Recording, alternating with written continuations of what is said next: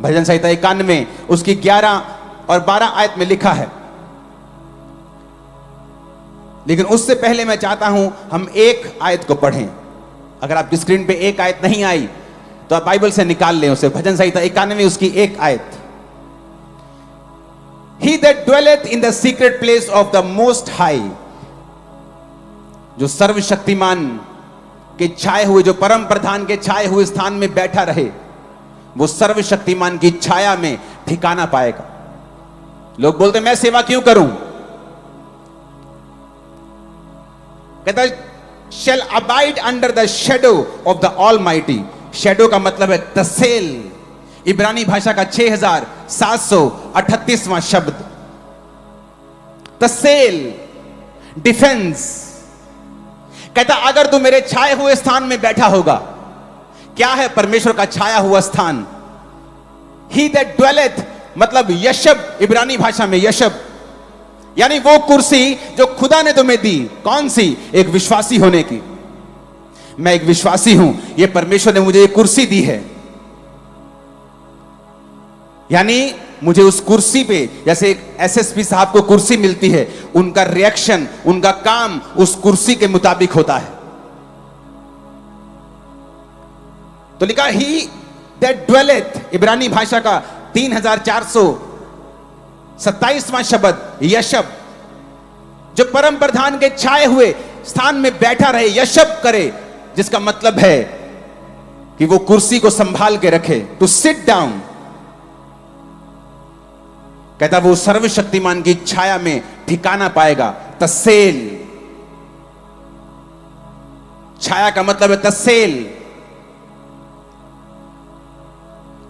इसको पूरा दिखे। हां, इसका मतलब क्या? एक कुर्सी आपको मिली एक विश्वासी होने की। क्या आप उस कुर्सी के मुताबिक काम कर रहे हैं? एक विश्वासी होने के नाते आपको चर्च के दर्शनों में साथ देना है। क्या आप दे रहे हैं? एक विश्वासी होने के नाते आपको अपने पास्टर्स के लिए, अपने लीडर्स के लिए प्रार्थनाएं और उपवास करने हैं। क्या आप कर रहे हैं? एक विश्वासी होने के नाते आप अपने चर्च में संडे, थर्सडे, वीकडेज में होने चाहिए जब वो बुलाते हैं वहां सेवा करने के लिए। क्या आप ऐसा कर रहे हैं? फिर आप बोल सकते हैं कि हां, मैं सर्वशक्तिमान की छाया में बैठा हूं, जो परम प्रधान के छाए हुए स्थान में बैठा रहेगा। यशब, टू सिट डाउन। अगर आप चर्च में सेवा नहीं करते, आप उसके छाए स्थान में नहीं हैं। आप एक जीवित चर्च का हिस्सा नहीं है, तो आप उसके छाए स्थान में नहीं हैं। क्यों? क्योंकि वही आपको ड्यूटीज देंगे, वही आपको काम देंगे, वो बताएंगे आपको क्या करना है, किस तरह से रूहों को बचाना है। हालेलुया। कहता डिफेंस में, तसेल, वो उसके डिफेंस में ठिकाना पाएगा। यानी यहोवा का डिफेंस उसकी ओर होगा। जो सेवा करेंगे उनके ऊपर डिवाइन प्रोटेक्शन रहेगी, प्रोटेक्शन रहेगी, उनके ऊपर एक सुरक्षा रहेगी। क्योंकि परमेश्वर ने कहा है अगर तू मेरी सेवा करेगा तो मैं तुझे डिफेंस दूंगा। जब एक देश का गृह मंत्री आपको डिफेंस देता है, आपको सुरक्षा देता है, तो वो खुद आपकी सुरक्षा करने नहीं आ जाता। वो किसको भेजता है? अपनी आर्मी को भेजता है, अपने कमांडोज भेजता है, बेस्ट लोगों को भेजता है। कहता जाओ इसकी सुरक्षा करो, इसको वाई कैटेगरी, Z++ Z दो, सुरक्षा करो इसकी, मैं तुम्हें डिफेंस देता हूं। यहोवा ने कहा अगर तू मेरे छाए स्थान में बैठा रहेगा, सिट डाउन, जो तेरी ड्यूटी है, अगर तू उससे उठकर व्यभिचार करता है तो तू यशब में नहीं है, तू बैठा हुआ नहीं है मेरे छाए स्थान में। अगर तू चोरी करता है, तुमने उस कुर्सी के मुताबिक कार्य नहीं किया, तो तू उसके छाए हुए स्थान में नहीं है। अगर तू चोरियां, व्यभिचार करता है, तो तू यशब में नहीं बैठा हुआ, तूने वो कुर्सी छोड़ दी है, क्योंकि उस कुर्सी पर बैठकर तू ऐसा नहीं कर सकता।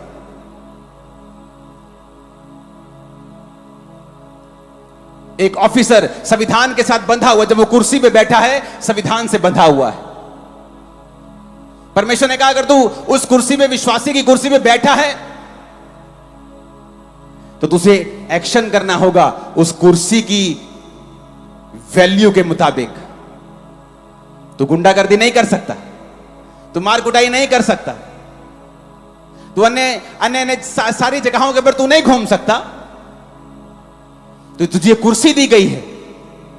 क्यों? कहता जो छाए स्थान में बैठा रहेगा यहोवा अपना डिफेंस भेजेगा।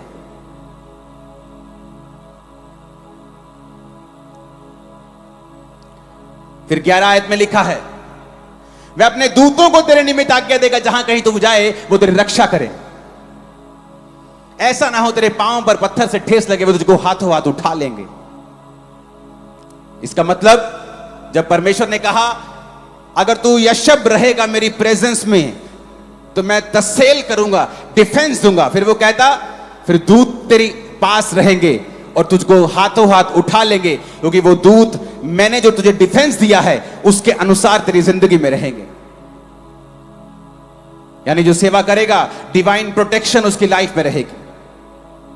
अंदर डर रहता है लोगों के, ओ मुझे वैक्सीनेशन से कुछ हो ना जाए, और मेरे को ये ना मेरा एक्सीडेंट ना हो जाए, मुझे कैंसर ना हो जाए, मेरी किडनी फेल ना हो जाए। आपके ऊपर डिवाइन प्रोटेक्शन रहती है जब आप परमेश्वर की सेवा करते हैं। नीति वचन 3 उसकी 5 से 6 में लिखा है, अपनी समझ का सहारा ना लेकर संपूर्ण मन से यहोवा पर भरोसा रखना, उसी को स्मरण करके सब काम करना, वो तेरे लिए सीधा मार्ग निकालेगा। परमेश्वर ने क्या कहा? कहता अपनी समझ का सहारा मत लेना, उसकी सेवा करना, भरोसा रखना, वो तेरे लिए सीधा मार्ग निकालेगा। Right path, he will show you the right path. कितने रास्ते हैं यहां, आप अपने घर को जाएंगे कितनी सड़कें आएंगी, कितने मोड़ आएंगे, बट आपको राइट पाथ पता है? क्या आपको आपकी लाइफ का राइट पाथ पता है कि आप क्या करेंगे तो आने वाले समय में सक्सेसफुल रहेंगे? आप क्या स्टेप लेंगे कि आने वाले समय में आपको दिक्कत नहीं होगी? आपको कोई नहीं बता सकता, कोई नहीं बता सकता, सिर्फ परमेश्वर आपको गाइड कर सकता है। और उसने कहा जब तुम पूरा भरोसा मुझ पे रखेगा, I will show you the right path, मैं तुझे सही रास्ता बताऊंगा, तुझे जीवन में क्या करना है, कहां तुझे राइट पार्टनर मिलेगा, कहां तुझे राइट बिजनेस मिलेगा, किस कैरियर में तुझे सफलता मिलेगी, मैं तुझे बताऊंगा, मैं तुझे तेरी अगुवाई करूंगा। अगर आप सेवा करेंगे वो आपको राइट पाथ देगा। निर्गमन 23 उसकी 25 से 28 आयत में लिखा है, यदि तू अपने परमेश्वर यहोवा की उपासना करे, इंग्लिश में ज्यादा अच्छा लिखा है, एंड ये shall serve the Lord your God, अगर तुम सर्व करेगा, सेवा करेगा, तो वह तेरे अन्न जल पर आशीष देगा। He shall bless thy bread and thy water, I will take sickness away from the midst of thee. कहता मैं तुम्हारे बीच से रोग दूर कर दूंगा अगर तुम मेरी सेवा करेगा। आज से 10-15 साल पहले की बात होगी, आई थिंक 2009 की शायद ये 10 की बात होगी। मैं अपनी चर्च के बाहर सेवा कर रहा था, तो एक व्यक्ति को उठाकर लेके आए, वो पागल था, पागल जैसी हरकतें कर रहा था। उसकी मां आई और बोली इसके पिताजी को अटैक हुआ। सेम ऐसे ही करते थे, 7 दिन हॉस्पिटल में रहे, मर गए। जब उनकी चिता को ये आग लगा रहा था, अब आग लगा के जब वापिस आए क्रियाक्रम के बाद, तो सेम अटैक मेरे बेटे पे होने लगे। आप इस पे प्रार्थना कर दीजिए। मैं आत्मा में था और मैंने उससे कहा, मैंने कहा जा अपने बेटे को और तू सब लोग जाओ, मिट्टी की सेवा चर्च में चल रही, मैंने कहा जाओ मिट्टी की सेवा करो। मैंने ले हैंड भी नहीं किया, मैंने कहा जाओ वहां पे सेवा करो। और वो सेवा करने लगे, और सेवा करने के दौरान परमेश्वर की आत्मा ने छुआ और पूरा पागलपन गया। आज तक वो लड़का जीवित है, बड़ा हो गया बहुत। पहले जवान था, अब तो और जवान हो गया होगा, 20 साल के करीब था, अब तो 35-40 साल का हो गया होगा वो। उसने कहा अगर तू सर्व करेगा, यदि तू अपने परमेश्वर यहोवा, you shall serve the Lord, अगर तू सर्व करेगा, I will take sickness away, मैं तेरे अन्न जल पर आशीष दूंगा, मैं सिकनेस को तेरे बीच से दूर कर दूंगा। बहुत से विश्वासी रोते हैं प्रभु के सामने, प्रभु मैं बीमार क्यों हूं? क्योंकि तुम सेवा नहीं कर रहे हो। तुम्हें लगता है तुम विश्वासी हो, तुम चर्च जाते हो, यही एहसान है चर्च के ऊपर, पादरी दे यही एहसान है चर्च जाने, यही आ गए हैं चर्च।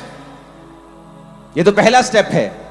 सेकंड स्टेप है उस चर्च में जाओ, फिर काम ढूंढो, प्रार्थना से, उपवास से, टाइट से, हर चीज से, टैलेंट से काम से, सुसमाचार देने से, हर तरह से सेवा करो। मैंने अपनी लाइफ में पर्सनल एक्सपीरियंस किया है, जो लोग सेवा में होते हैं उनके काम दूसरे लोगों के मुकाबले जल्दी होते हैं, उनकी हीलिंग जल्दी होती है। वो भी मुसीबत में फंसते हैं, धर्मी फंसता है लेकिन जल्दी निकल जाते हैं। जीसस ने सेवा की, ऐसी सेवा आज तक किसी ने नहीं की। जब क्रूस पे थे तो जल्दी मर गए। पिलातुस हैरान, कहता मर गए? कहता जीसस इतनी जल्दी कैसे मर गए? कहता मर गए। कहता नहीं, वो चेक करके आओ। तो चेक करने के दौरान फिर उसकी पसली में नेजा मारा गया था, क्योंकि जब क्रूस पे लटकाया जाता था तो 2-2, 3-3 दिन लोग लटके रहते थे, उनकी जान निकलती नहीं थी। वो जान जल्दी निकल गई, जल्दी खत्म हो गया काम, क्योंकि वो उसकी सेवा करते थे। वो दुख जल्दी निपट गया, वो जल्दी खत्म हो गया। अपने पड़ोसी को जोर से बोलो, सेवा कर। आमीन। आगे पढ़ेंगे इस आयत को। तेरे देश में ना किसी का गर्भ गिरेगा, ना कोई बांझ होगी, और तेरी आयु में पूरी करूंगा। जिन लोगों के बीच में तू जाएगा उन सबों के मन में मैं अपना भय संवाद दूंगा, उनको व्याकुल कर दूंगा, तेरे शत्रुओं की पीठ तुझे दिखाऊंगा। फिर से दोबारा पढ़ेंगे आयत को 26 को। तेरे देश पे कहता गर्भ नहीं गिरेगा, तुझे गर्भ का फल मैं दूंगा, तुझे वंश दूंगा, तेरी आयु पूरी करूंगा। भजन संहिता 91:16 में भी लिखा है, मैं तुझे उद्धार दिखाऊंगा और तुझे दीर्घ आयु से तृप्त करूंगा। किसके लिए? सबके लिए नहीं है ये।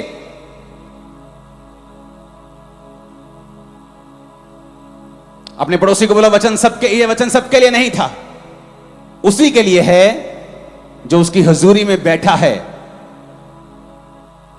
जिसने अपनी विश्वासी होने की कुर्सी को छोड़ा नहीं है। आमीन। क्या कहा परमेश्वर ने? तेरा गर्भ नहीं गिरेगा, ना कोई बांझ होगा, तेरी आयु में पूरी करांगा। तेरी आयु को कहता मैं पूरा करूंगा, बढ़ाऊंगा, तो पूरी आयु का होकर परमेश्वर में सोएगा। फिर कहता 27 आयत में, तेरे दुश्मन कभी भी तुझ पर काबिल कब्जा ना कर पाएंगे। वो शैतान, वो बीमारी, वो तुम्हारे एनिमी, तुम्हारी बुलाहट के दुश्मन हमेशा तुमसे शर्मिंदा रहेंगे अगर तू मेरी सेवा करेगा तो। क्योंकि 25 आयत को मत भूलना। लोग 27 आयत को कमांड करते रहते, क्लेम करते रहते हैं, प्रभु तेरे वचन में लिखा तो दुश्मनों की पीठ दिखाएगा। पर क्या तुमने 25 आयत पूरा की कि तू अपने परमेश्वर यहोवा को अगर सर्व करे तो? वो नहीं की। बड़ा जरूरी है यह समझना कि वचन क्यों बोला गया है, कैसे बोला गया है, कहां बोला गया है और किसको बोला गया है। नीति वचन 13 उसकी 22 आयत में लिखा है, नीति वचन 13 उसकी भला मनुष्य अपने नाती पोतों के लिए संपत्ति छोड़ जाता है, परंतु पापी की संपत्ति धर्मी के लिए होती है।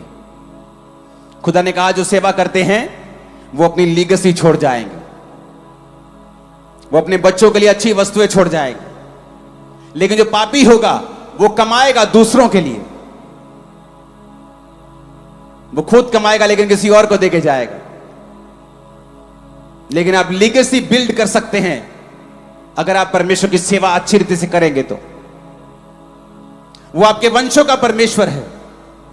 दाऊद से कहा था कि तेरे निज पुत्र को ही मैं तेरी गद्दी पर बिठाया करूंगा।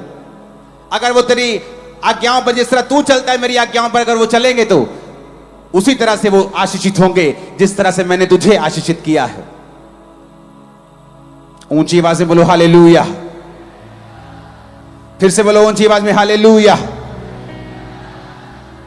एक आदमी आज क्या चाहता है? वो इज्जत चाहता है। खुदा कहता है मैं दूंगा अगर तू सेवा करेगा। क्या चाहता है? लंबी उम्र चाहता है। परमेश्वर ने कहा मैं दूंगा अगर तू मेरी सेवा करेगा। क्या चाहता है? घर आशीषित हो। खुदा ने कहा मैं तुझे बेस्ट दूंगा अगर तू मेरी सेवा करेगा। और फिर भी हम ये सारी चीजें संसार में ढूंढ रहे हैं मूर्खों की तरह, जबकि परमेश्वर ने कहा कि जब ये मेरी सेवा करे ये सारी वस्तु इसके पीछे पड़ के इसको मिलनी चाहिए। लेकिन हम इसे संसार में ढूंढ रहे हैं और निराशा के बाद निराशा हमारे जीवन में आ रही है, क्योंकि परमेश्वर ने हमें इन्हें ढूंढने के लिए नहीं बनाया। उसने कहा मेरे धर्म और राज्य की खोज कर, दुनिया के सब वस्तु पीछे पड़ के तुझे मिल जाएंगी। ऊंची आवाज में बोलो हालेलुया।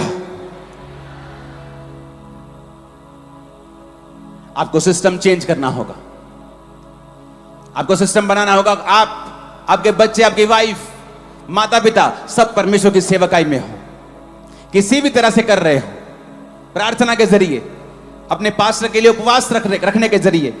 जीसस के पास कुछ औरतें होती थी जो अपनी संपत्ति से उसकी सेवा करती थी, चेले होते थे जो उसके दर्शन को आगे लेके जाते थे। आप किस तरह से यीशु की सेवा करेंगी उससे पूछें और चुप ना बैठें, क्योंकि सेवा के बदले में उसने आपको बहुत सारी आशीषों का वायदा किया है। आपके दुश्मन के ऊपर फतह का वायदा किया है, अन्न जल पर आशीष का वायदा किया है, डिवाइन प्रोटेक्शन का वायदा किया है, आपकी लीगेसी चलती रहेगी वायदा किया है, लॉन्ग लाइफ का वायदा किया है, ऑनर का, इज्जत का वायदा किया है। फिलिप्पियों 4 उसकी 16 से 19 आयत में लिखा है, इसी प्रकार जब मैं थिस्सलुनीके में था, तुमने मेरी घटी पूरे करने के लिए एक बार नहीं 2 बार कुछ भेजा था।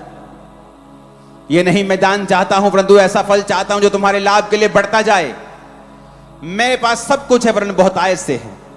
जो वस्तुएं तुमने इपफ्रुदीतुस के हाथ से भेजी हैं, उन्हें पाकर मैं तृप्त हो गया। मैं तो सुखदायक सुगंध ग्रहण करने जो के बलिदान है, जो प्रभु को भाता है। मेरा परमेश्वर भी अब उस धन के अनुसार जो महिमा सहित मसीह यीशु में है, तुम्हारी हर घटी को पूरा करेगा। उसने उन लोगों को बोला, तुम्हारी हर घटी महिमा सहित पूरी होगी, तुम्हारी बेइज्जती नहीं होगी। तुम रिश्तेदार के पास जाते हो, बोलते मेरी बेटी की शादी 2 लाख कम हो रहे हैं, अगर बहुत अच्छा भी होगा वो दे देता, तुम्हारी बेइज्जती भी करता है साथ। तो पहले सुनते ही तू पहले ध्यान क्यों नहीं रखे, जोड़े क्यों नहीं पहे, आप किसी उधार मांगते, आपकी बेइज्जती करता है। परमेश्वर ने कहा अगर तू मेरी सेवा करेगा, किन लोगों को बोला? कलीसिया, उस कलीसिया को बोला जिन्होंने पौलुस की मिशनरी कामों के लिए फाइनेंशियल हेल्प की थी। पौलुस कहता मेरा परमेश्वर उस महिमा के अनुसार तुम्हारी हर घटी को मसीह यीशु में पूरा करेगा, तुम्हारी बेइज्जती नहीं होने देगा, तुम्हारी घटी भी पूरी होगी लेकिन महिमा सहित होगी, तुम्हारी इज्जत भी होगी और घटी भी पूरी होगी। ऐसा वचन उन लोगों के लिए है जो परमेश्वर की सेवा करना चाहते हैं, जो कर रहे हैं या आगे जो करेंगे। हर विश्वासी से क्लेम नहीं कर सकता जिसका सेवकाई में कोई हाथ नहीं है, जिसको यह मतलब है कि आज सरमन बड़ा अच्छा था, आज सरमन इतना अच्छा नहीं था, आज हीलिंग प्रेयर बड़ी पावरफुल थी, आज फलानी प्रेयर बड़ी पावरफुल थी। बस उन्हें लगता है उनका काम हो गया, फिनिश, उन्होंने अपना काम कर दिया। यह बहुत बड़ी बात है, उनका चर्च में आ गए आज वो।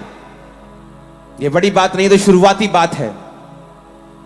आप सेवा के लिए पैदा हुए हैं, सेवा के लिए सृजे गए हैं, सेवा ही आपका एकमात्र काम है। आप डॉक्टर हैं, जाइए सेवा कीजिए। कई बार मेडिकल साइंस काम नहीं करती, क्यों?